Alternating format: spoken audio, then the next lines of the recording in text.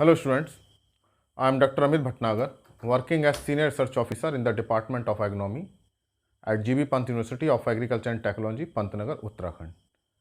Today we will discuss about the growth curve. This is very important और ये examination में पूछा जाता है कि ग्रोथ कर्व कैसा होता है and what are the characteristics of growth curve. तो इसको हम जानेंगे, उसके बाद हम ग्रोथ एनालिसिस की स्टडी करेंगे इसी लेक्चर की सीरीज़ में कि ग्रोथ एनालिसिस के क्या कैसे करते हैं, उसकी कैलकुलेशन क्या है और क्या उसके इंडेक्स हैं। तो आज हम जो सीखेंगे वो सीखेंगे कि ग्रोथ कर्व क्या होता है या ग्रोथ कैसे फॉलो होती है या ग्रोथ पैटर्न क्या रहता है। तो सिंपली जो ग्रोथ की हम डेफिनेशन कहते हैं, growth is irreversible increase in size, weight और वॉल्यूम। रिवर्सिबल इंक्रीज हो रहा है मतलब एक बार हो गया तो वापस कम नहीं होगा, उसको बोलते हैं इरिवर्सिबल। तो इरिवर्सिबल इंक्रीज कर रहा है या तो साइज में साइज बढ़ जाए या वेट बढ़ जाए या वॉल्यूम बढ़ जाए तो उसको हम जनरली क्या कहते हैं, ग्रोथ कहते हैं। तो ये आपको ध्यान रखना है कि ये इरिवर्सिबल इंक्रीज है, एक बार हो गया तो फिर वो कम नहीं होगा। दूसरा, जो प्लांट्स में जो ग्रोथ है वो जो रिजल्ट है वो है नेट रिजल्ट किसका है, फोटोसिंथेसिस और रेस्पिरेशन का। फोटोसिंथेसिस में क्या होता है, ड्राई मैटर बनता है और रेस्पिरेशन में वो ड्राई मैटर का लॉस होता है। तो जो ग्रोथ हम देखेंगे तो ग्रोथ का अगर हम निकालें फार्मूला तो जो ग्रोथ हो रही है एक्चुअली में वो ड्राई मैटर प्रोडक्शन हो रहा है। तो ये रिजल्ट आएगा जो फोटोसिंथेट्स क्या बना है, फोटोसिंथेसिस में जो हुआ है, फोटोसिंथेट्स जो बने हैं माइनस रेस्पिरेशन में जो फोटोसिंथेट्स लॉस हुए हैं। तो इन दोनों का जो डिफरेंस है वो क्या है, ग्रोथ है। तो ये आपको समझने की बात है, तो ये किसी एग्जामिनेशन में पूछा जा सकता है। दूसरा आपको याद रखना इरिवर्सिबल इंक्रीज है, लेकिन ग्रोथ का एक एक्सेप्शन है कि जब ग्रोथ होती है तो एक जगह जो वेट डाउन होता है वो है सीडलिंग इमरजेंस या जर्मिनेशन या इमरजेंस। जर्मिनेशन के समय क्या होता है कि जो कोटालिडेंस है और जो सीड में जो फूड स्टोर्ड है वो ड्यूरिंग जर्मिनेशन वो एनर्जी एग्जॉस्ट होती है।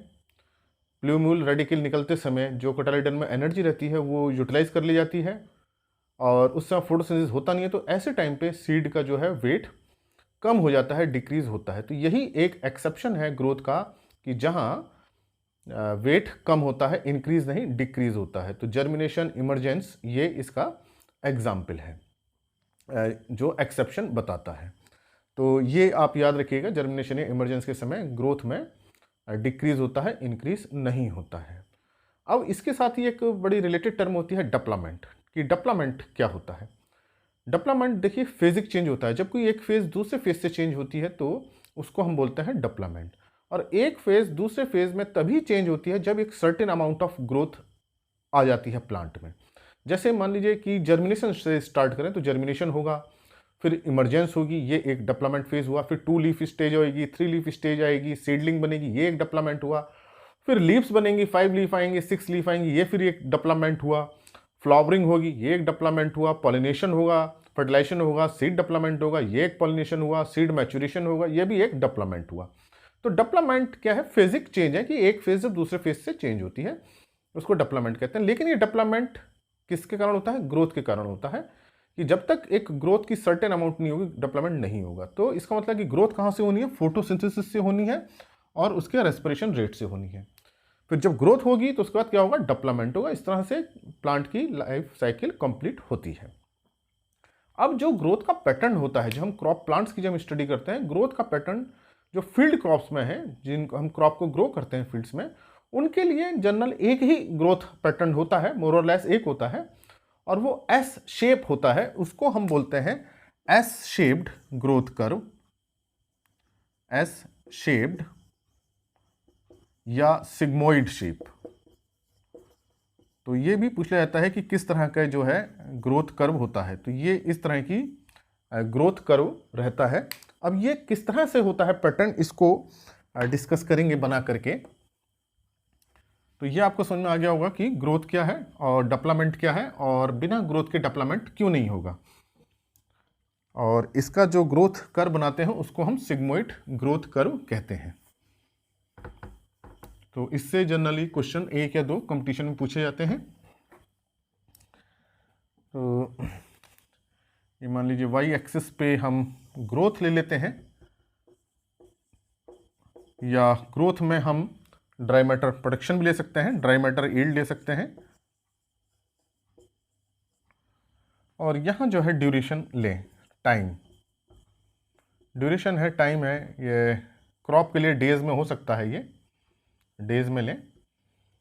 तो ये जो ग्रोथ कर्व होगा वो इनिशियली क्या होगा कि ग्रोथ जो है, क्योंकि जब हम सीड बोएंगे तो सीड का कुछ वेट होगा, तो हम ग्रोथ कर्व एक सिंगल प्लांट के लिए भी ले सकते हैं और ग्रुप ऑफ प्लांट्स मतलब पूरे क्रॉप के लिए भी हम खींच सकते हैं, मतलब बना सकते हैं ड्राई मैटर लेकर के। तो ग्रोथ को लेने के लिए हमें टाइम टू टाइम हमें उसका ड्राई मैटर मेज़र करना पड़ता है। तो इनिशियली क्या होगा, ग्रोथ पहले क्या होगी, डाउन होगी, हल्की सी डाउन होगी। यहाँ देखिए डिक्रीज हुआ है, इंक्रीज नहीं हुआ है, जबकि ग्रोथ की डेफिनेशन में दिया गया है इरिवर्सिबल, इंक्रीज है। लेकिन ये मैंने अभी आपको बताया था, जर्मिनेशन की जो फेज है वहाँ रिडक्शन होता है, क्योंकि कोटालेडन्स में और जो दूसरा जगह फूड स्टोर्ड है वो यूज हो जाता है एज ए एनर्जी जर्मिनेशन के लिए और इमरजेंस के लिए। उसके बाद जो है ग्रोथ बहुत स्लो रहती है इनिशियल स्टेज में, क्योंकि उस समय रूट्स निकल रही होती हैं और प्लूम्यूल बाहर आ रहा होता है, एक या दो लीफ निकली होती हैं और बहुत ज़्यादा एब्जॉर्प्शन न्यूट्रिएंट्स का नहीं होता है, रूट्स बहुत छोटी रहती हैं, लीफ बहुत छोटी रहती हैं, उसमें फोटोसिंथेसिस बहुत कम होता है।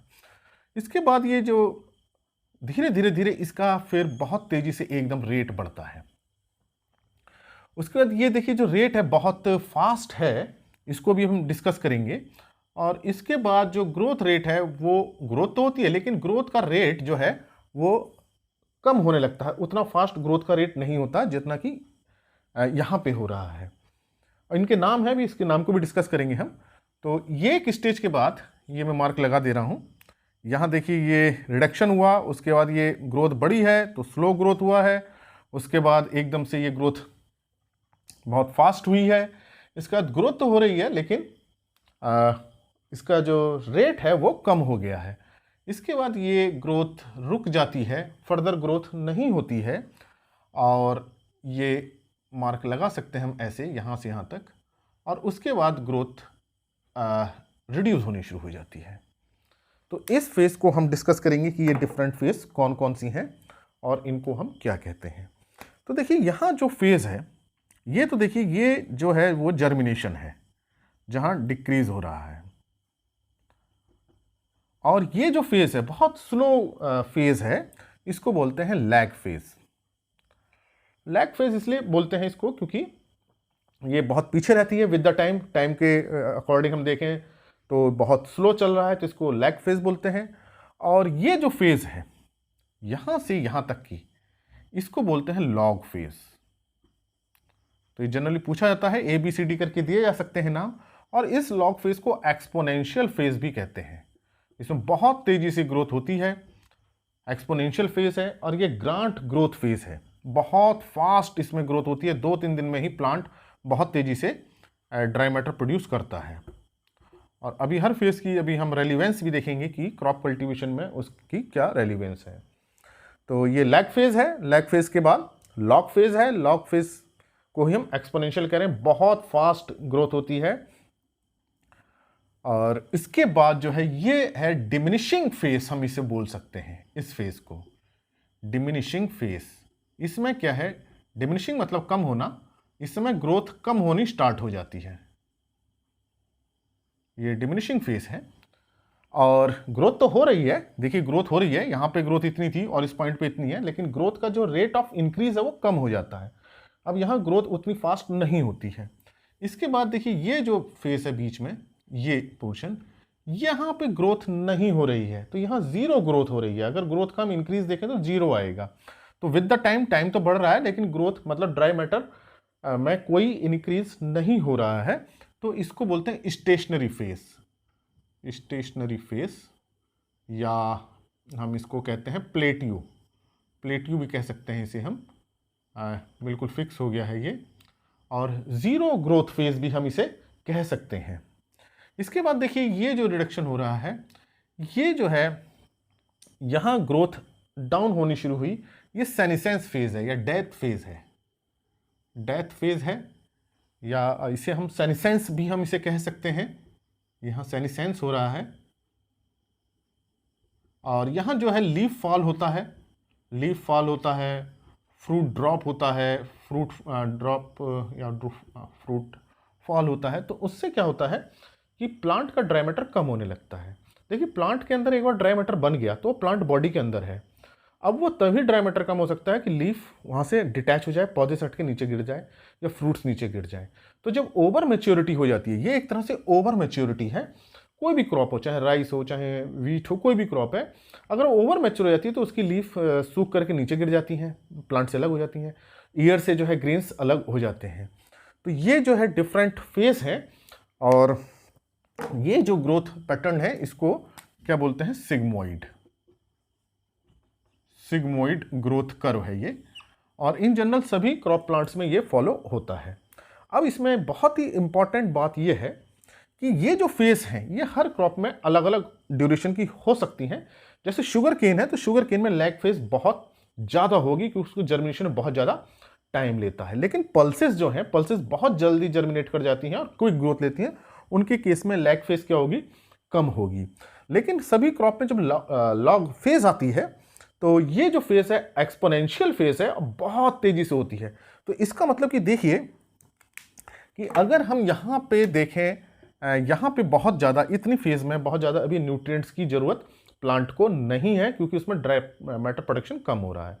तो हमें जैसे न्यूट्रिएंट देना है या मॉइस्चर है, ये तभी प्लांट्स को अच्छे क्वांटिटी में अवेलेबल होनी चाहिए जब उसमें बहुत तेज़ी से ड्राई मैटर प्रोडक्शन हो रहा है।